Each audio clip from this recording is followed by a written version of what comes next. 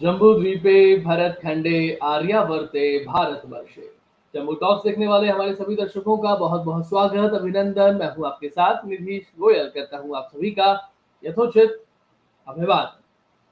1947 आज रविवार 15 अगस्त 1947 देश आजाद हुआ था। 2021 चल रहा है, आजादी का अमृत महोत्सव हम लोग मना रहे हैं और ये कार्यक्रम आप लोग देख रहे हैं। लेकिन इस कार्यक्रम में केवल हम आजादी की 15 अगस्त 1947 की, जिसकी बचपन से लगातार बात करते आ रहे हैं, केवल उसी की बात करेंगे या कुछ और भी करेंगे? चलिए कुछ और भी करते हैं। जब ये करते हैं कि कुछ तो बात है, कुछ तो खास है। खास किसमें है? 1947 में। लेकिन वो खास कैसा है? वो खास नीचे जिसमें नुक्ता लगता है वो वाला खास है, या फिर जब लोग उसमें नुक्ताचीनी करते लगते हैं वो वाला खास है? नुक्ताचीनी की किसने? नेहरू गांधी ने करी या किसी और ने करी, या उससे पहले से चली आ रही है, वो खाली उस नुक्ताचीनी को ढो रहे थे? इस्लाम की मृग तृष्णा और 1947, ये हमने आज के कार्यक्रम को टाइटल दिया है। अब आप देखिएगा, इस टाइटल सूट में कोई बहुत सारे लोग आ सकते हैं, कार्यक्रम में चलते चलते में आएंगे, हमारे अड़ोस पड़ोस के देशों से भी आएंगे। आप उन्हें समझिएगा, उन्हें देखिएगा, उन्हें जानिएगा और अपनी फीडबैक भी हमें लिख करके भेजिएगा। आज के कार्यक्रम में जिस व्यक्ति को हम लेकर के आने वाले हैं, वो बचपन में एक गेम बहुत खेला करते थे, आपने भी खेला होगा। गेम का नाम हुआ करता था ट्रूथ एंड डेयर। आप या तो सच बोलेंगे या फिर आप कोई डेयर करेंगे, और उन्होंने ट्रूथ एंड डेयर को ही अपना जीवन बना लिया। उस जीवन को समझें, उस व्यक्ति को समझें, उनकी बातों को सामने लेकर के आए। उससे पहले आप सभी से निवेदन है, ये जम्बू टॉक्स है, ये जम्बू थॉट्स है। इस विचार को पूरे अधिकार के साथ ग्रहण कीजिए। अगर आपने किसी भी कारण से हमारा चैनल अब तक सब्सक्राइब नहीं किया है, डू सब्सक्राइब द चैनल, बगल वाली घंटी बजाकर बेल आइकन एक्टिवेट करें, जिससे हमारे सभी नोटिफिकेशंस आप तक पहुंच सके। वीडियो को लाइक और शेयर करके इस अभियान में हमारे समर्थक, हमारे सहयोगी जरूर सिद्ध हों। आइए स्वागत करता हूं हमारे बीच पधारे हुए हमारे सम्मानीय अतिथि श्रीमान सौरभ ओझा जी। सौरभ जी, आपका बहुत स्वागत, अभिनंदन। कैसे हैं? बिल्कुल बढ़िया। जय श्री राम। थोड़ा सा कम्युनल नारे के साथ आया हूँ आज के जय श्री माहौल को राम। देखते हुए। जी। सौरभ जी के बारे आप में सभी, दर्शकों को मैं बता आपके दूं कि सभी आप दर्शकों को जी, आपके सभी दर्शकों को मेरी तरफ से अभिवादन। जी। एग्जैक्टली, भारत माता की जय। जय। सौरभ जी के बारे में सभी दर्शकों को बता दूं कि आप बेसिकली आप सॉफ्टवेयर इंजीनियर हैं, मध्य प्रदेश में निवास करते हैं, और गेमिंग के आप बड़े एक्सपर्ट हैं, यानी कि खेलों के बड़े एक्सपर्ट हैं। और अपने साथ में अपने खुश मिजाजी के चलते, कभी कभी व्यंग्यात्मक नजरिए के चलते, आप बहुत सारी चीजों को खेल भी बना लेते हैं, लेकिन खेलते बड़ा अच्छा है। इसलिए आपने जो अपना एक यूट्यूब चैनल आपका है, मैं सभी दर्शकों से कहूंगा कि अगर आपने ट्रूथ एंड डेयर नाम से जो यूट्यूब चैनल है वो नहीं देखा है, तो जाकर के देखिए। आपको बहुत सारी चर्चाएं मिलेंगी, और चर्चाएं कभी मीठी मिलेंगी, कभी कड़वी मिलेंगी, लेकिन आपके लिए बेहतर मिलेंगी। तो वहां जाइएगा, समझिएगा उन बातों को, बड़ी जरूरी है। और जम्बू टॉक्स और ट्रूथ एंड डेयर दोनों एक साथ मिलकर के अगर कोई प्रयास कर रहे हैं, तो मुझे लगता है कि ये प्रयास बहुत बेहतर साबित होने वाला है, ऐसा सौरभ जी मुझे विश्वास है। बिल्कुल, ऐसा मुझे भी विश्वास है। और ये विश्वास जो है, ये उस जनता के उस विश्वास से ही बढ़ता है जो ना ही सिर्फ हम लोगों की बातों को ध्यान से सुनती हैं, मगर उनको इवेल्युएट भी करती हैं। अक्सर हो ये गया है कि सोशल मीडिया पर हम अक्सर कुछ भी बोलने की जो जिम्मेदारी है उसको लें, हम उसको ओन करें, और आज के समय की जो जनता है इसको अंडर एस्टिमेट ना करें। तो इसी के साथ फिर नीतीश जी शुरू करते हैं। सौरभ जी देखिए, क्योंकि आज आज़ादी वाला दिन है, अमृत महोत्सव हम लोग मना रहे हैं, 75 साल आज़ादी को हमारे हो रहे हैं। अब आज़ादी ये जेएनयू वाली नहीं है कि हम क्या चाहते हैं आज़ादी, उससे थोड़ी सी अलग वाली बात है। हम वो उतनी छोटी छोटी बातों में, हल्की बातों में करना नहीं चाहते। हम हल्के लोग नहीं है, आप भी, मैं तो थोड़ा बहुत फिर भी हल्का हूँ, आप उतने हल्के है भी नहीं। तो हम थोड़ी बातें जो है ना वो हैवी ही करेंगे, जिससे कि लोगों को अच्छी लगे, क्योंकि भारी जो है ना वो गुलाब जामुन भी होता है, और भारी जी। चीजें लड्डू हमारे यहाँ पर गणेश जी का पसंद है। तो हम वो लड्डू वाली बात करेंगे, थोड़ी मोटी बात करेंगे, छोटी बात करेंगे लेकिन मोटी बात करेंगे। मोटी बात। सौरभ जी, इस्लाम की मृत तृष्णा और 1947, हमने ये टाइटल दिया है। द पॉइंट इज लाइक कि इस टाइटल में 1947 की बात अगर हम इस्लाम के साथ में जोड़ करके कहें तो वो किस तरीके से फिट बैठती है, ये थोड़ा आप प्रस्तावना में कहिए। और उसके बाद जो मैंने कहा था कि हम अड़ोस पड़ोस से चीजों को लेकर के आएंगे, उसके बारे में फिर बात करें। बिल्कुल। आपने नितिश जी जो टाइटल दिया है, वो टाइटल मेरे हिसाब से इस टाइटल को डालने की, जिसे हम डेयर कहते हैं, वो बहुत कम लोगों में है। अक्सर हम 1947 को सिर्फ अंग्रेजों से जोड़ते हैं, ब्रिटिशर्स, भाई ब्रिटिशर्स। हम जलियांवाला बाग को याद करते हैं, हम जो हमारे हुतात्माएं हैं, हमारे जो वीर गति को प्राप्त हुए, जो हमारे वीर हैं, भगत सिंह, सुखदेव, राजगुरु, सुभाष चंद्र बोस, इन सबको याद करते हैं। मगर जो एक चीज जो 1947 में, जिसने उस 1947 को खूनी कर दिया था, क्योंकि उसका जो एंड रिजल्ट, देखिए, ये बात अब आज की जनरेशन को बहुत अच्छे से मालूम पड़ चुकी है। हालांकि बहुत से ऐसे लोग हैं जो उनको नहीं पता, तो उन्हें आज पता पड़ जाएगा कि हमें जो हमारा डोमिनियन स्टेटस था वो गया था, और हमें इंडिपेंडेंट हम हुए थे। मगर जो कॉन्स्टिट्यूशन हुआ, धीरे धीरे हमारा राष्ट्र जो हुआ, मगर 15 अगस्त एक ऐसी तारीख है कि उस तारीख को हम तो मानते हैं भारत आजाद हुआ, किन से? अंग्रेजों से। मगर एक और आइडियोलॉजी थी जिसने ये माना था कि हम भी आजाद हुए हैं, मगर हम एक मकसद के लिए आजाद हुए। जो कॉन्सेप्ट है मदीना कॉन्सेप्ट। मदीना की हम बात करते हैं, वो पुदीना की बात ना करें तो ऐसा हो नहीं सकता। पुदीना हमारे बगल में है, रियासत पुदीना के हमारे the greatest captain of all time Imran Khan. अभी अभी इमरान खान साहब का बयान है कि उन्होंने तो स्पोर्ट्स में पीएचडी की है, तो मुझे लगता है कि स्पोर्ट्स की पीएचडी भी हम में से किसी को कर लेनी चाहिए। नई डिग्री है, पता नहीं। तो वो जो सोच है, देखिए, दो प्रकार की इस्लाम की विचारधाराएं उस समय प्रबल थी। एक, हम अलग होके अपने लिए एक मदीना बनाए। और मदीना क्यों बनते हैं? कि मदीना मदीना बन के हम मक्का पे चढ़ाई करें। उनके लिए मक्का क्या था? गजवाए हिंद, बोले तो भारत। और एक थी विचारधारा कि हम यहीं रह के जो हजार सालों से जो करते आए हैं, जो हम सुप्रीमेसी का जो हमारा एक ढोंग है, ढकोसला है।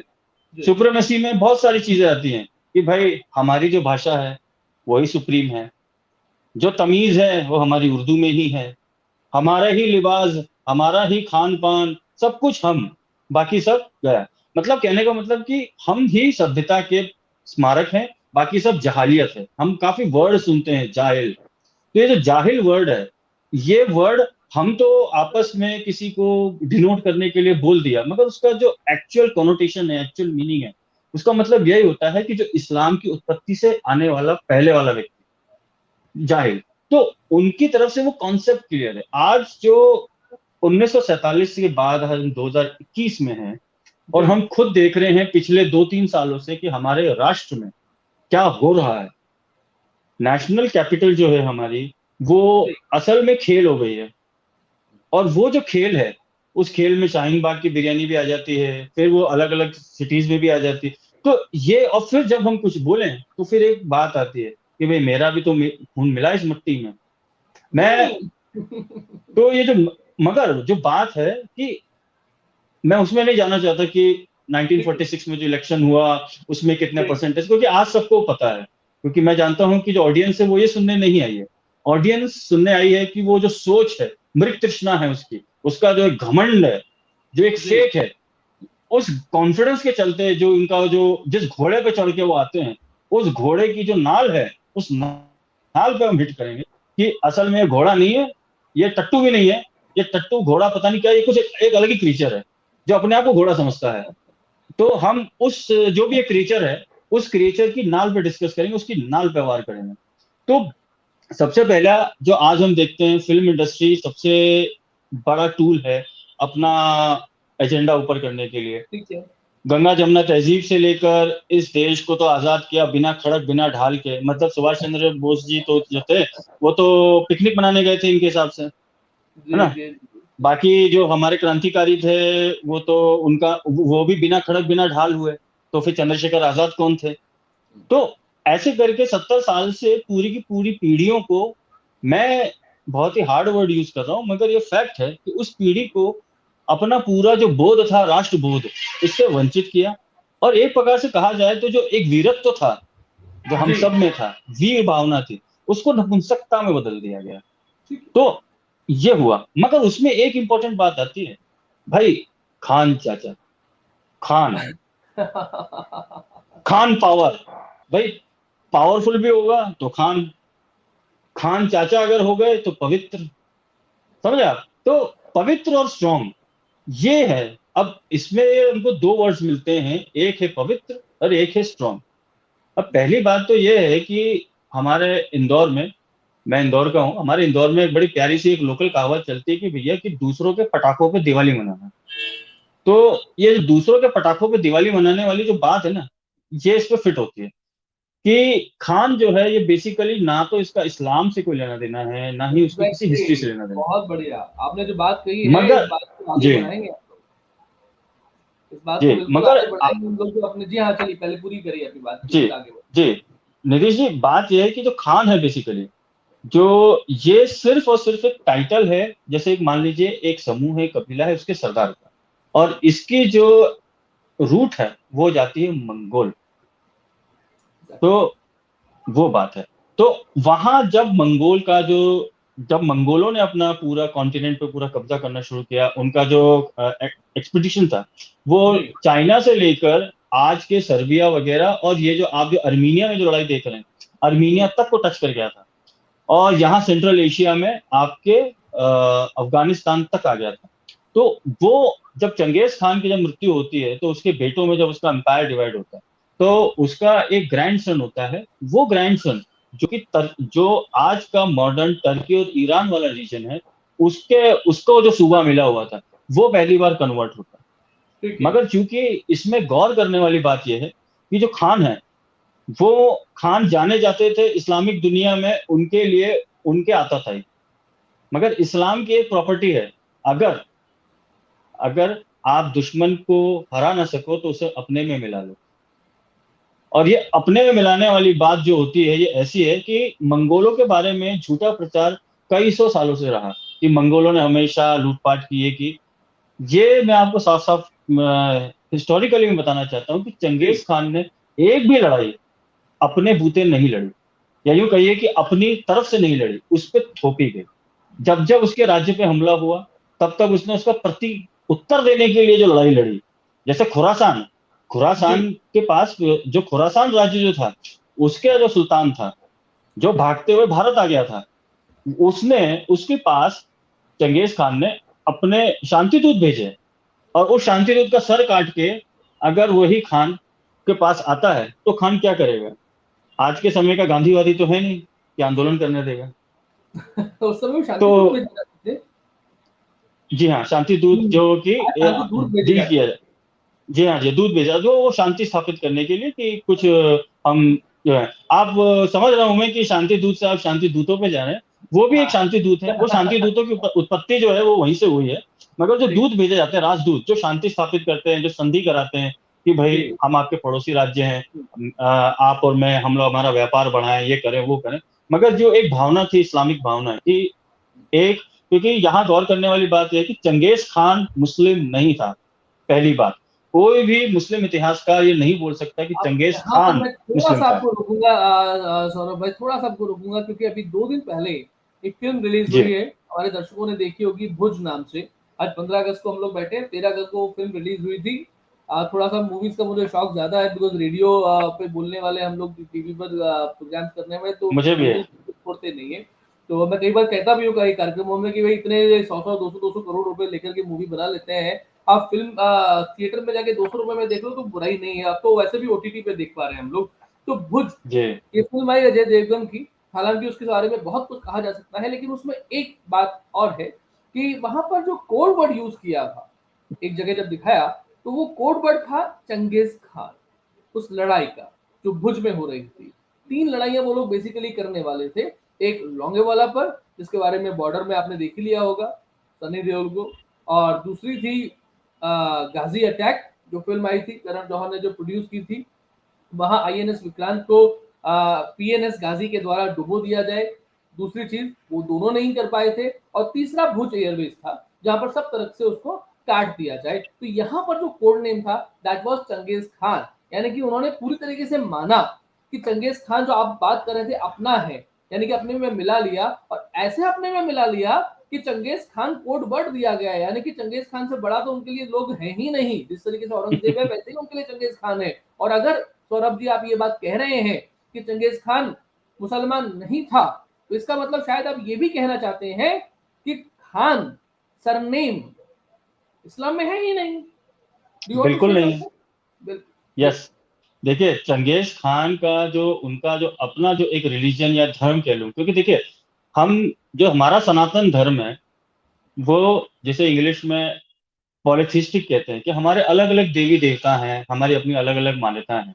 तो सेम यही नेचर हिंदुइज्म और बुद्धिज्म से मिला जुला आपका तेंगरिज्म है, जो आपका मंगोल और तुर्क वाला, खासकर जो ईस्टर्न मंगोल है वो वाला जो रीजन है, इसमें काफी जी सिमिलैरिटीज हैं। खासकर जब बुद्धिज्म जब भारत से ऊपर जाता है चाइना तरफ यहाँ, तो अब सीधी बात है कि ये बात सबको पता है कि कोई भी एक विचारधारा है, धार्मिक हो या कोई पॉलिटिकल विचारधारा हो, कोई भी विचारधारा हो, जब भी वो डिस्टेंस ट्रेवल करती है तो थोड़ा थोड़ा वो उस एक अपने रीजन की चीजों को भी अपने साथ जोड़ती है।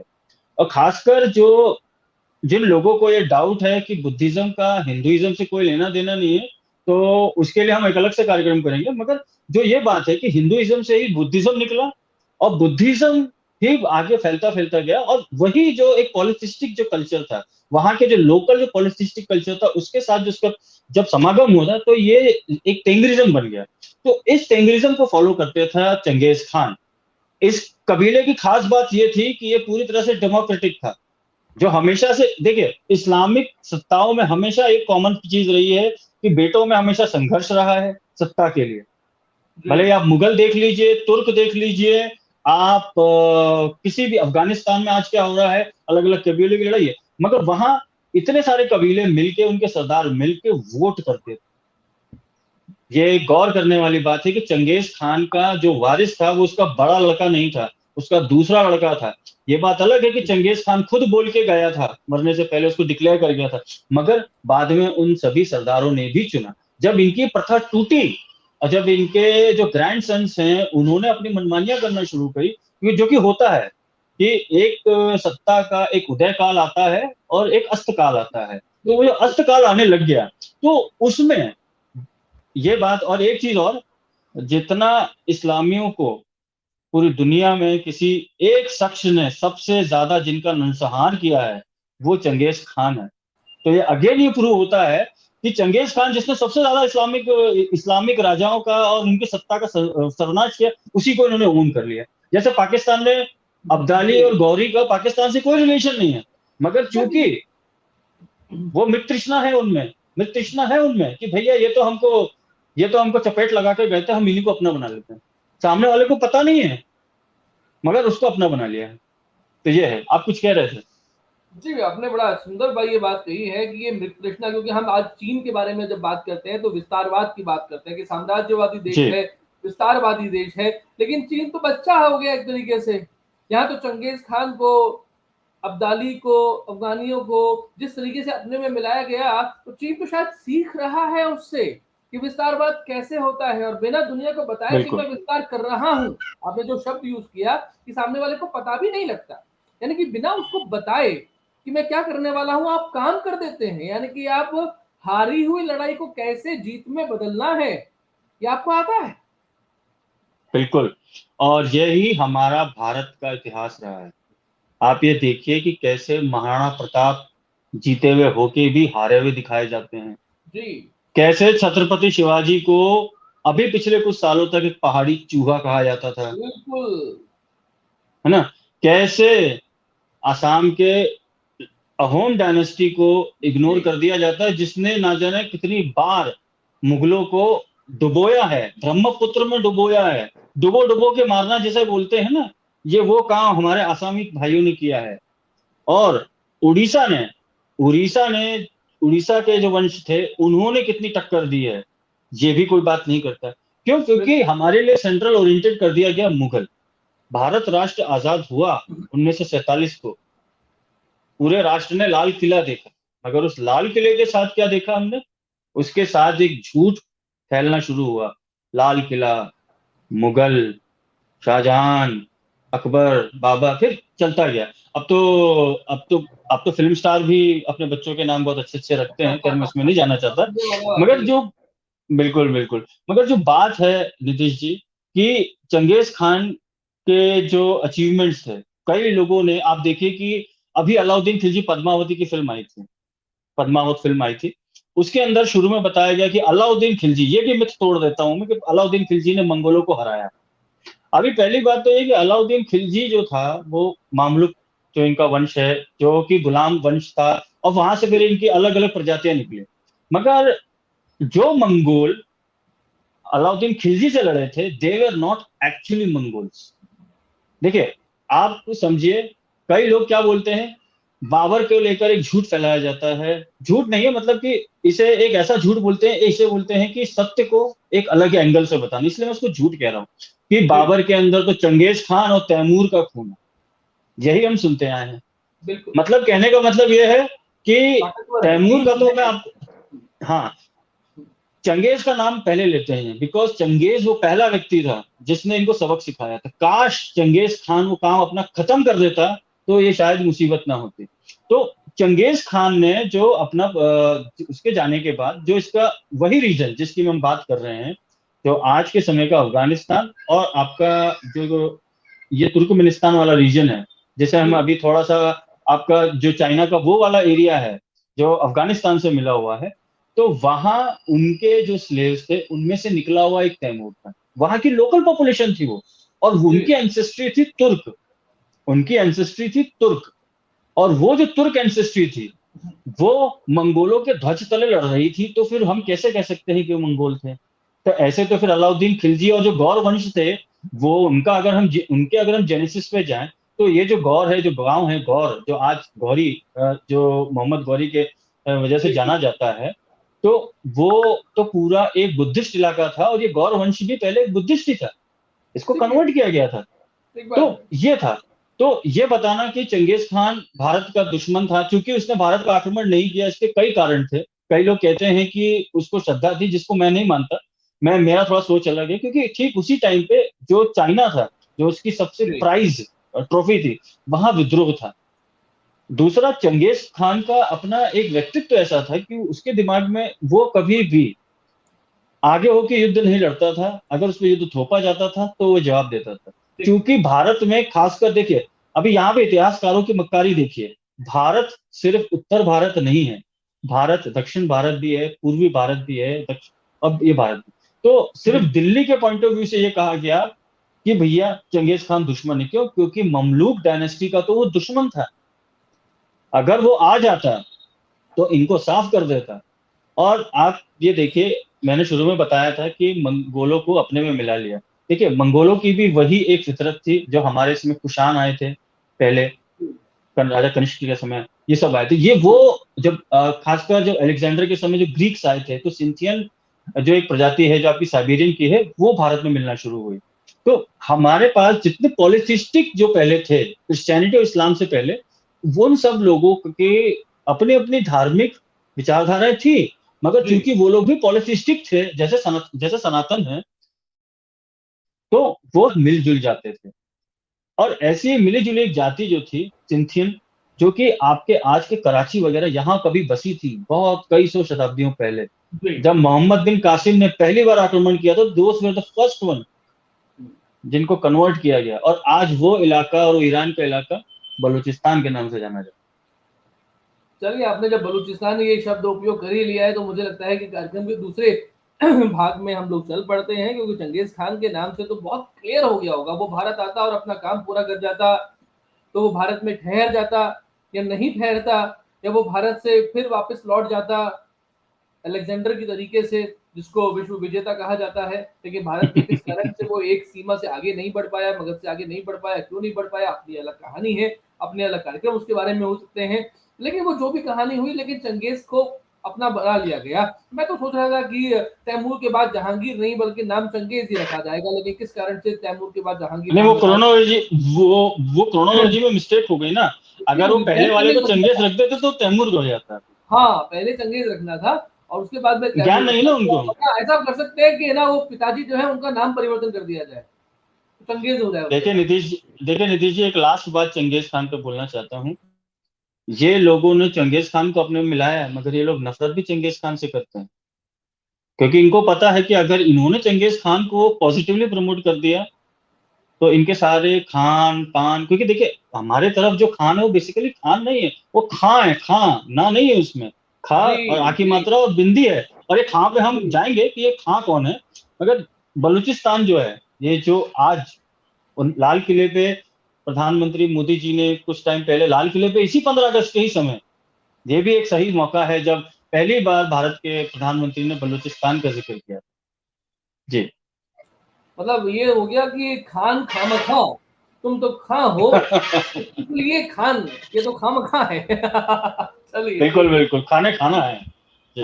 चलिए आगे बढ़ते हैं, बलूचिस्तान की जरा बात कर लेते हैं। मैं कुछ दिनों पहले किसी सज्जन से मिला था, तो उन्होंने मुझे एक बड़ी अच्छी सी बात कही कि हमारे यहाँ पर जो आक्रमण होते हैं, अटैक्स होते हैं, उसके बारे में तो कह देते हैं लोग बात कि भाई आईएसआई ने किया था, वहां से लोग आए थे। ये तो बलूचिस्तान में गड़बड़ियां हो रही होती हैं, हाफिज सईद के घर के बाहर बम फूट रहे होते हैं, तो क्या इसमें रॉ या आईबी का रोल नहीं होता? ये भी हो सकता है ना कि हम लोग करवा रहे हो। अब हम लोग करवा रहे हैं या बलूचिस्तान में बलोच लोग खुद कर रहे हैं? अब ये बलोच लोग एक्चुअली क्या है? ये इसलिए हमारे फेवर में आ रहे हैं क्योंकि आज उनको परेशानी का सामना करना पड़ रहा है, या फिर वाकई में ये हमारे और आपके जैसे हैं और बनना चाहते हैं? थोड़ा सही तरीके से और समझदारी के साथ में बलूच के बारे में जान लेना चाहिए, कहीं ऐसा नहीं हो कि जब हम उन्हें अपना लें तो हम अपने गले की हड्डी उनको बना लें। जी आपने बहुत सही विषय छेड़ा है, और 15 अगस्त से कोई अच्छी ये दिवस नहीं हो सकता कि हम बलूचिस्तान की बात ना करें। जी देखिए, पहली बात तो ये है कि कई लोगों ने एक एजेंडा चलाने की कोशिश करी पिछले कुछ सालों से, खासकर जब से सोशल मीडिया आया। कुछ जी लोगों को बुरा लग सकता है कि बलूचिस्तान तो शुरू से ही इंडिपेंडेंट रहा है। ठीक है, पहली बात तो ये है कि बलूचिस्तान इंडिपेंडेंट इस्लामिक सत्ता के समय जरूर रहा है, मगर वो संधि करके रहा है, पहली जी बात। तो ये बात बोल के कि वो हमेशा इंडिपेंडेंट रहा है तो उसको पूरी तरह से सनातन के फोल्ड से अलग कर देना, ये पूर्णतः गलत है। आज भी हम बलूचिस्तान की तस्वीरें देखते हैं, वहां हिंदू मंदिर हैं। और जो आज हम खबरें सिंध की पढ़ते हैं कि वहां हिंदुओं के साथ क्या हो रहा है, बलूचिस्तान में काम बहुत पहले हो चुका है। ये मैं दर्शकों को बताना चाहता हूँ। आज आप बलूचिस्तान के जो हिंदू बचे हैं, उनकी कहीं ना कहीं रूट्स आज के महाराष्ट्र से मिलती हैं। ये बहुत एक कड़वा सत्य है, क्योंकि बलूचिस्तान जो है, ये वो रीजन था जो मोहम्मद बिन कासिम के समय जब सिंध पर आक्रमण होता है, और ये वो रीजन था जो पहली बार कन्वर्ट हुआ था उसके पहले। तो एक इस्लाम की मृत तृष्णा में एक बात और आती है कि वो ये कि चूंकि मैं पहले कन्वर्ट हुआ हूं, तुम बाद में कन्वर्ट हुए हो, तो मैं तुम्हारा सीनियर, मैं श्रेष्ठ, तुम नीचे। मतलब देखिए आप, मतलब कि इस बात की होड़ लग रही है कि पहला जूता मेरे को लगा, दूसरा जूता तुमको लगा, मगर चूंकि चूंकि पहला जूता मुझे लगा है तो भाई मेरा जूता बड़ा है, तुमको लगा है तो तुम्हारा छोटा जूता। ये आप भी समझे, मैं दर्शकों को बताना चाहता हूँ कि ये ट्रेड्स नहीं हैं इनके। नहीं, जी। तो इनकी ये जो मानसिकता है, इसको समझने की कोशिश करना है कि ये मानसिकता किस किस्म की है कि ये अपनी पिटाई में भी खुशियां मना लेते हैं। जैसे जो हम कभी कभी सोचते हैं ना कि भाई अब्दाली का नाम मिसाइल का क्यों रख दिया, गौरी का नाम क्यों रख दिया, क्योंकि ये वो मानसिकता है उनमें, वो उस एक जीन्स में आ गई है कि जब तक इनको, आप देखिए सद्दाम हुसैन, सद्दाम हुसैन जी से सद्दाम हुसैन इतना शासन क्यों कर पाया, क्योंकि उसने इतना कंट्रोल किया हुआ था, ये सब किया हुआ था। मगर जिसने सबसे ज्यादा इनको निपटाया वो थे अरब थे। अरब ने जितना मुसलमानों को, खासकर शियाओं को और बाकी के दूसरे रीजन्स के मुसलमानों को मारा, उससे ज्यादा किसी ने नहीं मारा। पाकिस्तान ने कितना मारा। मगर बलूचिस्तान जो एक सब्जेक्ट है, उस बलूचिस्तान में ये एक भावना जब आई, जब उसके आसपास के पंजाब रीजन हो गया हो, फिर आपका ऊपर जहाँ पेशावर खैबर पख्तूनख्वा, यहाँ जब इस्लाम फैलने लगा। और जी बलूचिस्तान की किंगडम पहले एक कबीला था। पहली बात तो मैं इसे किंगडम नहीं कहता, क्योंकि इनके यहाँ टाइटल चलता है कलात। जैसे मंगोलों में खान चलता है, इनमें चलता है कलात। ठीक है। तो कलात कॉन्सेप्ट इनका 12वीं शताब्दी के अराउंड आया और इनका सबसे ताकतवर जो कलात था उसका नाम था मीर नासिर खान। अब ये खान मैं पहले एक्सप्लेन कर चुका हूँ जी। कि खान कहाँ से आया। देखिए हम बिल्कुल मैथमेटिकल इक्वेशन से चल रहे हैं। खान, एग्जैक्टली। फिर मीर नासिर खान बलूचिस्तान।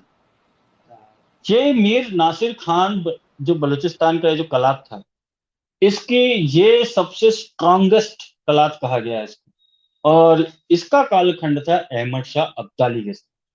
ये वो कलात था जिसने आसपास के छोटे छोटे बलूच की रीजन्स को भी एक किया था। तभी आप देखिए कि कई बार हम देखते हैं, कई बार हमारे सामने बात आती है कि ईरान के पास भी बलूचिस्तान का एक हिस्सा है, पाकिस्तान के जी। पास भी एक हिस्सा है। एक्चुअली में देखा जाए तो ईरान का ईरान और बलूचिस्तान, ईरान और पाकिस्तान के बीच का जो वो जो कराची से लेकर आपका उस तरफ का जो रिलेशन, इवन ग्वादर वगैरह सब, वो पूरा आपका ये बलूचिस्तान है। मगर जब यही कला था जिसने पहले थोड़ी जोर आजमाइश तो कर ली थी दुर्रानी एम्पायर जी से, जी जी अहमद जी। शाह अब्दाली से, मगर बाद में संधि करी। और ये वो दूसरा फॉरेन इन्वेडर था, अगर हम उस समय के हिसाब से बात करें, ठीक है। पानीपत के हिसाब से बात करें, कि जहां भाऊ साहेब, जो जिनको मैं ना ही सिर्फ मराठी सेना का सेनापति कहता हूं, उनको मैं भारतीय सेना का सेनापति कहता हूं। क्योंकि बिल्कुल उस बिल्कुल, सेना में बहुत सही बात है, बहुत पहली सही बात बात तो ये पहली बात तो ये कि ये मैं मिथ तोड़ना चाहता हूं। मेरे जीवन का एक काफी बड़ा हिस्सा हैदराबाद में बीता है। हैदराबाद में जो खासकर जब से आंध्र और है। तेलंगाना भाग्यनगर की अलग बात हुए कर रहे हैं। हैं आप? भाग्यनगर की बात कर बिल्कुल रहे हैं? बिल्कुल बिल्कुल बिल्कुल भाग्यनगर की बात कर रहा हूँ। जी तो जो जो जो जो तेलुगु पीपल हैं, जी उस समय जो काकतिया डायनेस्टी थी, जो आंध्रा और की थी, मगर जो एक पर्टिकुलर वर्ड आता है तेलंग, जिन्हें हिंदी में बोलते तेलंगी हम बोलते थे, जो महाराष्ट्र और आंध्रा का बॉर्डर का जो रीजन है, हम देखते हैं कि महाराष्ट्र और कर्नाटका के बॉर्डर में भी मराठी चलती है और मिक्स है, और ऐसे ही इधर भी। तो बात यह है कि इब्राहिम गारदी की सेना में यहां से लोग गए थे। मराठी सेना थी, साउथ का ये तट ये था, ये हिस्सा था। सेंट्रल पार्ट से आपके ग्वालियर, इंदौर, उज्जैन, ये कहां से थे, ठीक है। ठीक है। और बुंदेलखंड से भी कुछ लोग थे जो कि आपके झांसी तरफ से थे। जी ये तो आप ही समझ जाइए कि इतना बड़ा, ये तो फिर इसको आप ये नहीं कह सकते ना कि ये किसी एक रीजन की सेना थी, ये एक पूरे भारत की सेना। उस सेना का सामना करने की, उस सेना को खत्म करने के लिए अब्दाली के साथ सबसे पहला जो व्यक्ति, जो फॉरेनर, जिसे हम, अगर हम आज की बॉर्डर के हिसाब से बात करें, वैसे तो मैं फॉरेनर नहीं बोलूंगा, मैं तो ये मानूंगा कि ये तो हमारे ही लोग हैं जो हाईजैक हो हम गए। जम्बू टॉक्स पे तो बैठे हैं सर, जम्बू द्वीप पर बैठे हैं, बिल्कुल तो वो बिल्कुल हमारा तो सारा हमारा ही है, बहुत बड़ा हमारा है। बिल्कुल बिल्कुल बिल्कुल। तो जो कलाथ हैं, इन्होंने दिल्ली, पानीपत, सोनीपत, बागपत, अफगानों के साथ बढ़ चढ़ के इन 4 सिटियों को लूटा था। अंताजी मनकेश्वर जब पानीपत में हमारी त्रासदी हुई, तो भाऊ साहब गिरे और असंख्य बलिदान हुए। उसके बाद विट्ठल शिवदेव हो, अंताजी मनकेश्वर हो, ये घायल हुए। अंताजी मनकेश्वर को वहां के लोकल जमींदार और इन बलूचियों ने घेर के मारा। विट्ठल शिवदेव घायल हुए थे, उनकी भी ऐसी मृत्यु हुई। तो आप ये समझिए कि बलूच आज जो कहते हैं कि हमारा सब साथ है, तो मैं ये जरूर कहना चाहता हूं कि इनका 1947 से पहले जो उस तरफ के रीजन के मुस्लिम से उनके प्रति एक एटीट्यूड था, वो एटीट्यूड आज जो हम देखते हैं ना, अशराफ और पसमंदा वाला एटीट्यूड, ये वो एग्जैक्टली। एक अलग एटीट्यूड था इनमें कि हम हैं पहले कन्वर्ट, तुम तो यार अभी 100-200 साल वाले। अब जैसे जिन्ना है, अभी अभी जैसे जिन्ना है, अभी जिन्ना उस समय के कलात से बात करने जाएगा, तो वो हाँ कलात तो उसी एटीट्यूड में रहेगा। उसको तो पता है कि जिन्ना के दादा तो हिंदू थे, ये तो यार अभी अभी जुम्मे जुम्मे 7 दिन हुए इनको हाँ, मैं बड़ा वाला कमीना हूँ, तुम तो मुसलमान अभी। बने। हाँ, मैं बड़ा वाला कमीना हूँ, तुम हाँ बिल्कुल बिल्कुल, मैं तो प्राण साहब के समय से विलन बनता आया हूँ, तुम तो अभी तो तुम आशुतोष राणा के लेवल पे भी नहीं आए हो, तो कैसे मानूं। तो ये भावना थी। तो इस भावना की वजह से बलोच जो था, हमेशा उसको प्रॉक्सिमिटी हमेशा मिलती रही। जब मुगल जी साम्राज्य था, तब भी इसने संधि कर रखी थी। और जो लोकल जो गवर्नर्स होते थे उनसे पैसा देकर लेकर अपना काम चला लिया करते। मगर जब मुगल सत्ता गई और जब वापस अफगानों ने, पठानों ने भारत में फिर अपना कंट्रोल करना चाहा और जी यहाँ के पठानों ने कोशिश करी कि हम बाहर के पठानों को बुलाएं, तो उन पठानों के साथ ये बलूची भी आए थे। मगर जब पानीपत का युद्ध हारने के बाद जब यहाँ से कई मराठी स्त्रियों को, मराठी बच्चों को यहाँ से अब्दाली गुलाम बना के ले गया, तो कुछ तो सिखों के प्रयास से छूटे, कुछों को इन्हीं बलूचियों ने खरीदा। ये मैं शब्द यूज कर रहा हूँ, खरीदा। ठीक है। उनको खरीदा, उनको गुलाम बनाया और आज और कुछ वहीं सेटल भी हो गए, कुछ छुप के रहे, कुछ ये। तो आज देखा जाए तो उस एक रीजन में भी हिंदुओं का जितना प्रोसिक्यूशन रहा है वो भी उसी डिग्री का है जितना आज हम एग्जैक्टली। सिंध में सुनते हैं, बांग्लादेश में अभी हमने देखा कि कैसे हुआ, और अभी अभी पाकिस्तान में एक मंदिर को किस प्रकार से तोड़ा गया, जी बिल्कुल। हम सब ने वो देखा है। आज भी जब भी कोई मंदिर पे कोई कंकड़ भी आता है तो ऐसा लगता है कि हम एक प्राण निकल गए, और उस मंदिर को बकायदा वीडियो शूट किया जा रहा है, ये सब किया जा रहा है। तो ये क्या सोच है? ये वही मृत तृष्णा वाली सोच है कि मेरा तो पता नहीं, दूसरे का जो पता है उसको मैं निपटा दूं। तो ये वो बात है। तो ये जो बलूची यूथ है आज कहते हैं कि हमारे सब साथ दीजिए। और एक इंटरेस्टिंग बात बता दूं, मुझे बहुत ही अच्छे जानकार हैं, मेरे परिचित हैं, उनका नाम नहीं लूंगा, तो उन्होंने मुझे बताया था कि बलोच जो हैं ये आपस में भी इनके अंदर वो होड़ है कि भाई हमें फंड मिले। समझे आप? आजकल एक फैशन सा चल गया है, जब से पाकिस्तान का, खासकर जब हम परवेज मुशर्रफ की बात करते हैं, परवेज मुशर्रफ के जी समय एक बात आई थी कि हमने टेररिज्म की लड़ाई लड़ी, अमेरिका हमको सपोर्ट करे। ये जो है ना कि मैं लड़ूंगा ठेके पे, ये ठेके जी। वाली जो लड़ाई है, तो असल में ये वो जो, इसीलिए मैं कहता हूँ कि बलूचिस्तान का प्रॉब्लम अलग है। हमने देखिए 1947 की विषय में ही हम बात कर रहे हैं, मगर जब बांग्लादेश का क्राइसिस हुआ, भारत ने बांग्लादेश बनाया, इसलिए जी भी बनाया क्योंकि वो लोग खुद भी चाहते थे, nothing taking away from them. मगर जब उनके अंदर वही इस्लामिक सत्ता का मृत तृष्णा वापस से चढ़ने लगा, तो आपको याद है आज से 10-15 साल पहले हमारे बीएसएफ के जवानों को कैसे जानवरों की तरह बांध के हमें हवाले किया गया। जी ये भी याद है कि बांग्लादेश से कितनी इन्फिल्ट्रेशन होती है भारत में, बांग्लादेश में हिंदुओं की क्या स्थिति है। अगर एग्जैक्टली। सचमुच में बांग्लादेश इस एक बात को मानता, इसे एक्नॉलेज करता कि आज बांग्लादेश भारत की वजह से है, तो वहां हिंदू फल फूल रहे होते। मगर वही बात, जहां यहाँ इस्लामिक सत्ता की मृत तृष्णा रहेगी, वहां वहां किसी और के लिए जगह नहीं रहेगी। नहीं रहेगी, बहुत सही बोला आपने कि जहां जहां ये रहेगा वहां वहां वो नहीं रहेगी। इसलिए एक ही तरीका है, अब निपटाने वाली बात है। निपटाना का मतलब दर्शक समझ सकते हैं कि कैसे, जिस तरह से हम जब बोलते हैं कि आप सहयोग करिए, आप सहयोग कैसे कर सकते हैं? आर्थिक करें, नैतिक करें, तकनीकी करें, जबान से करें, लाइक करके करें, शेयर कर करें, बोल के करें, लोगों के बीच में बैठ करके चर्चा करके करें। ठीक वैसे ही निपटाना भी बहुत तरीके से होता है, एक ही तरीके से नहीं हो सकता है। लोग निपटते भी सुबह सुबह है तो अलग अलग तरीके से निपटते हैं। 200 साल पुराने अगर अंग्रेजों की बात करें यूरोप की, तो वो बेचारों को निपटने के तरीके नहीं आते थे, वो खड़े खड़े ही निपट लेते थे। और वो जो मेला ढोने वाली बात है वो वहां से आई है, यहाँ से नहीं आई। तो आमिर खान ने 70 में जय बिल्कुल, फिल्म बनाया है, बहुत झूठ में जय कर रहा है। बिल्कुल। तो देखना पड़ेगा। तो बलूच की बात बहुत इंटरेस्टिंग तरीके से आपने कही है। अब थोड़ा सा इसको, क्योंकि आपने बांग्लादेश की बात कही है, तो उस तरफ चलते हैं। और इन्फिल्ट्रेशन की जो आपने बात कही है, तो रोहिंग्यास की बात आती है, आजाद मैदान की बात आती है, अमर जवान ज्योति की बात आती है, रजा अकादमी की बात आती है। वो लोग किस तरीके से भारत में आकर के परेशान हमें कर रहे हैं, और वो परेशान बाद में करेंगे, हम परेशान होने के लिए तैयार बैठे हैं। ये जो प्रॉब्लम है, क्योंकि मेरा मानना है सौरभ जी कि कोई आपको परेशान नहीं कर सकता जब तक आप उसको परेशान करने की अपने आप को परमिशन नहीं देते। We are giving them the permission, and who we are, वो जो हम हैं यस। देने वाले, वो आप और हम नहीं हैं। तो जो दे रहे हैं परमिशन, वो परमिशन कौन दे रहे हैं? और थोड़ा रोहिंग्याओं के बारे में जी। आपने रोहिंग्याओं की बात करी, बांग्लादेशियों की बात करी। आज देखिए कि अभी 1 साल से एनआरसी मुद्दा बना हुआ है, शाहीन बाग। आप ये देखिए कि शाहीन बाग बना क्यों?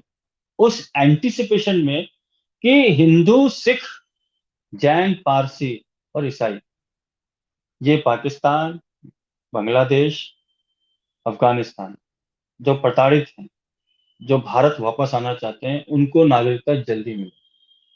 उससे कैलकुलेट करके उन्होंने ये लगाया कि अगर इसको जनसंख्या के साथ जोड़ दिया तो मूल निवासी की बात आ जाती है। कागज नहीं दिखाएंगे, फिर भी यहाँ बिरयानी खाएंगे, तो ये बात उठने लग गई। तो आप ये समझे कि उन्होंने इस चीज को पहले ही एंटिसिपेट किया। उस एंटिसिपेशन में ये आपका शाहीन बाग होता है। अभी शाहीन बाग से हम लोगों ने, खासकर मैं, अगर मैं वही बात, हम लोग की बात कर रहा हूं, तो मैं भारत की जो रूलिंग क्लास है, जी मैं उसको, उनके लिए मैं यही चाहता हूं कि वो इस बात को समझें कि इतिहास किताबों में बंद होने के लिए नहीं है। इतिहास हमें एक पैटर्न शो करता है। आज हम कोरोना काल में जी रहे हैं। आपने भी वैक्सीन लगवाई है, मैंने भी वैक्सीन लगवाई है, बिल्कुल हमारे जितने दर्शक देखने वाले हैं सब ने वैक्सीन लगवाई। बिल्कुल मगर बिल्कुल। वैक्सीन आने में टाइम लगा। क्यों? क्योंकि साइंटिफिक बात है। हमने जो साइंटिस्ट हैं, डॉक्टर्स हैं, उन्होंने उसकी टेस्टिंग की, उसकी केस हिस्ट्री बनाई, उसके ठीक है। पैटर्न्स देखे। उसके जितने शुरू में प्रॉब्लम यही तो आ रही थी कि हम उसके पैटर्न नहीं ढूंढ पा रहे थे। जैसे कोरोना वायरस का पैटर्न ढूंढ ढूंढ कर उसके अलग अलग जो वेरिएंट्स हैं, वो वेरिएंट्स के पैटर्न को स्टडी करके उस हिसाब से वैक्सीन अभी भी अपडेट चल रहा है। चल बिल्कुल। अभी भी हम उसी काल से गुजर रहे हैं। हमारे सामने की बात है।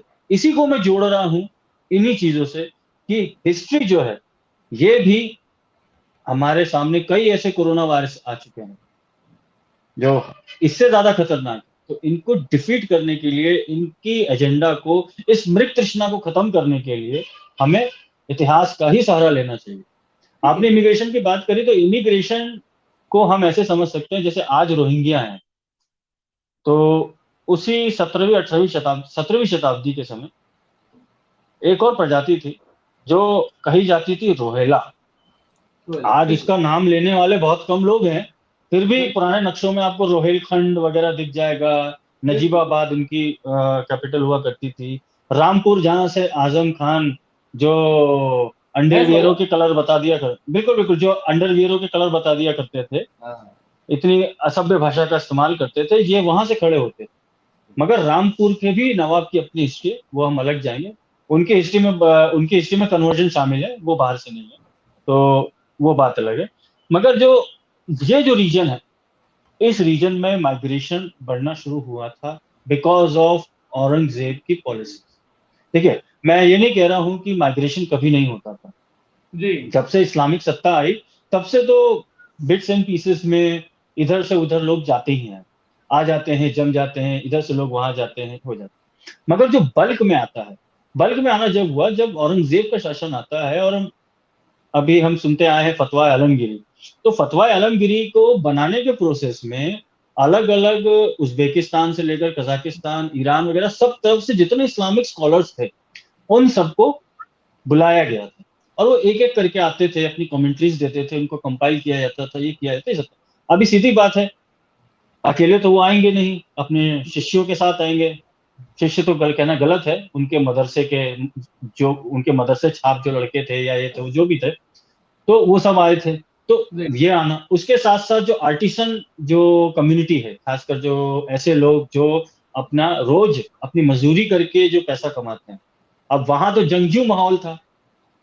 जंगजू माहौल था, मुगल सत्ता में पैसे का एकत्रीकरण था, एक सेंट्रलाइज्ड शासन था दिल्ली।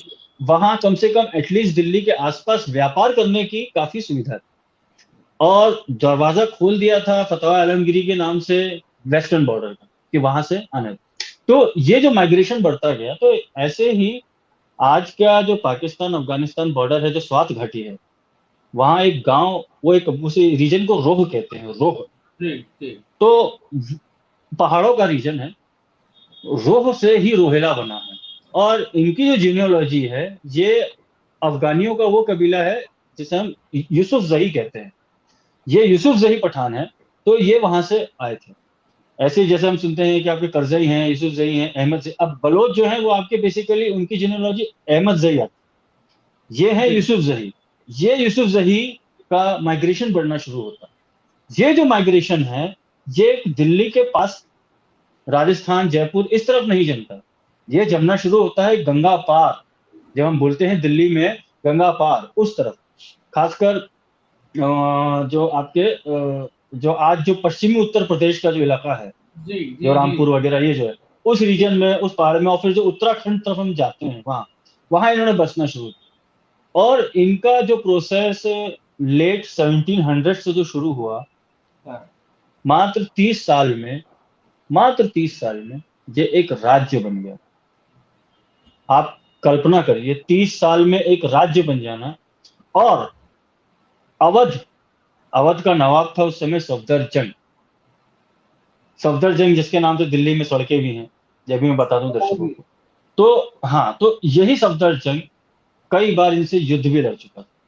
आप ये सोचिए कि जो ऑलरेडी स्टैब्लिश्ड एक सत्ता थी, उस सत्ता के सामने 30 साल में एक ऑटोमेटिक एक सत्ता बन जाती है, उसके लोग आ जाते हैं, और वही अपनी पॉपुलेशन जिहाद करके, जैसे हम पॉपुलेशन जिहाद कहते हैं, जी जो वो करके अपनी जनसंख्या इस तरह से बढ़ती, इतना मल्टीप्लिकेशन, और इतना ये, और इनकी अपनी खास प्रॉपर्टी होती थी। इन्होंने जितना कन्वर्जन किया, खासकर उस रीजन में, आज जो राकेश टिकैत जैसे लोग वहां जो यूनिटी की बात करते हैं, इनको मैं बता दूं एक हिस्टोरिकल फैक्ट। एक जाट लड़के को पकड़कर कन्वर्ट किया गया था, उसका नाम रखा गया था अली मोहम्मद। वही अली मोहम्मद के वंशज हैं आज के रामपुर के नवाब। जरा जाके पेपर चेक करवा लें। ठीक बात है। ये मैं आपके दर्शकों को ये मैं बताना चाहता हूँ। तो जी कहाँ चला गया जाट प्राइड, समझे? तो ये इतिहास है। और यही अली मोहम्मद जो था, ये इनका उस समय का सेनापति बनता है, इन्हीं रोहिलाओं का। देखिए आप, उसमें भी इनको कन्वर्टेड आदमी चाहिए, क्योंकि इनको खुद पे भरोसा नहीं है। सामने वाले को अपने ना में मिला सामने वाले लेते को हैं, अपने में मिला लेते हैं, उससे सारा काम मिला करवाते हैं। लेते हैं। बाद में जब यही अली मोहम्मद, जिसको आपके पंजाब लाहौर तरफ युद्ध में रोक के इनको इसको कैद करके वहां भेजा गया, तो ये सत्ता जो थी लोकली एक कैरेक्टर के हाथ में आती है, जो सिर्फ 2 रुपए, 2 रुपए प्रति माह से सैनिक बन के आर्मी में घुसा था। 2 रुपए उस समय। और उसकी लाइफ की जर्नी ये थी कि वहां से वो सुप्रीम कमांडर बन गया, जिसका नाम था नजीब उद दौला नजीब रोहिला। ओहो। ये वो नजीब है, ये वो नजीब है जिसका, जो उस समय के शाह वली उल्लाह का सबसे फेवरेट हुआ करता। शाह वली उल्लाह का, जो जिसे हम बोलते हैं कि एक चेहरा होता है दिखाने का कि भैया मैं तो आध्यात्मिक हूँ, मैं तो रिलीजियस हूँ, स्कॉलर हूँ, ए, और अपने सारे काम करवाने वाला ये था नजीब। और यही नजीब इन्हीं रोहिलाओं का सबसे बड़ा सरदार बना। क्योंकि अली मोहम्मद का फिर अली मोहम्मद जब बाद में छूटा वगैरह, तो तब तक नजीब पावर में आ चुका था। जी तो ये जो नजीब था, इस नजीब ने पानीपत में क्या किया, इस नजीब ने राजा सूरजमल के साथ क्या किया, ये सब वो बातें हैं। इस ये भी उसी एक पॉइंट पे आके बैठती हैं कि ये नजीब भी बॉर्डर क्रॉस करके आया था, ये वो इमिग्रेंट था, he was the first generation immigrant. Exactly exactly. तो जो ये कहते हैं ना कि आप 30 साल भी किसी राष्ट्र में रहो तो आपका खून उस मिट्टी में मिल जाता है, मगर ये कैसा खून था जो मिट्टी में नहीं मिला, दूसरों को मिट्टी में मिलाने में लगा रहा। बहुत आज जो कहते हैं ना कि ह्यूमैनिटेरियन ग्राउंड पे कि भैया रोहिंग्याओं को आने दो, रोहिंग्याओं को बसा, दिल्ली में रोहिंग्याओं की बस्ती है।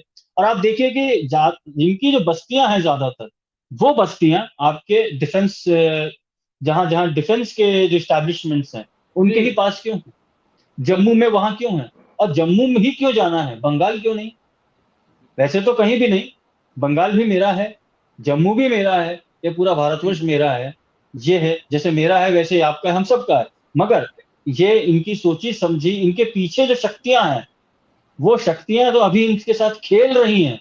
मगर इनको नहीं पता कि जब जब वामपंथ इस्लाम के साथ दोस्ती करके ये खेल रहा है, मगर जब इस्लामिक तृष्णा आएगी, सबसे पहले इनको ही टांगेगा वो।